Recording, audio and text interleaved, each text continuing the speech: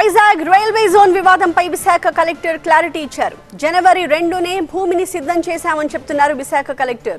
Clear title తో 52.22 ఎకరాల భూమి సిద్ధంగా ఉంది. రైల్వేకు లేఖ రాస్తే అటువైపు నుంచి స్పందన రాలేదు అంటున్నారు.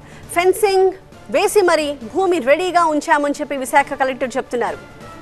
వైజాగ్ రైల్వే జోన్ ఏర్పాటుకు అవసరమైన భూమిని రాష్ట్ర ప్రభుత్వం ఇవ్వలేదన్న రైల్వే మంత్రి అశ్విని వైష్ణవ్ వ్యాఖ్యలపై వివరణ ఇచ్చారు విశాఖ కలెక్టర్.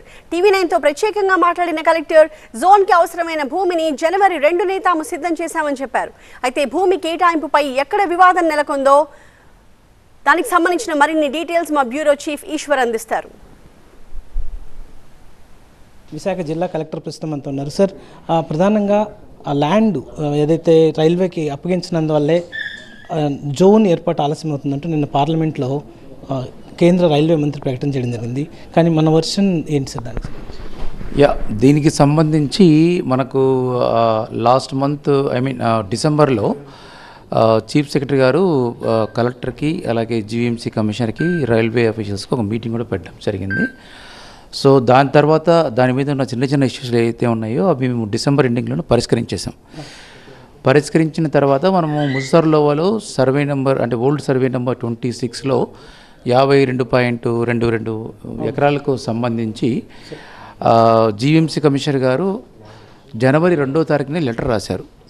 మేము ల్యాండ్ సిద్ధం చేశాము, ఈ 52 ఎకరాలకు సంబంధించి ట్రెంచ్ కూడా కొట్టించాము.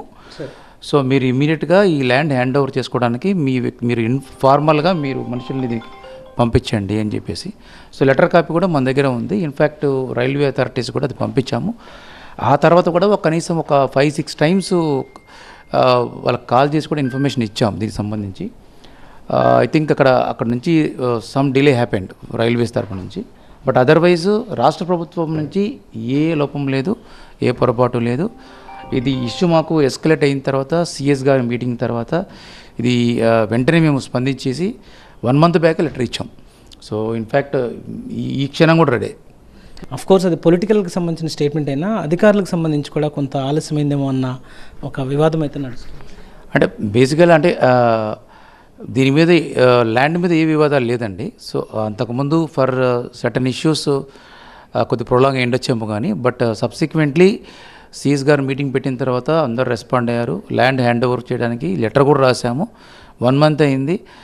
ఇప్పుడు ఈ ఇష్యూకి ఐ థింక్ మరి జోన్కి అనేది మేము ఆఫీసర్కి కామెంట్ చేయలేము కానీ బట్ ల్యాండ్ అవైలబిలిటీ అయితే రెడీగా ఉంది. క్లియర్ టైటిల్ ల్యాండ్ సార్, అదే ఎట్లాంటి కాంట్రవర్సీ ఏ ప్రాబ్లం లేదండి. ఈవెన్ ట్రెంచ్ కూడా కొట్టాము మేము.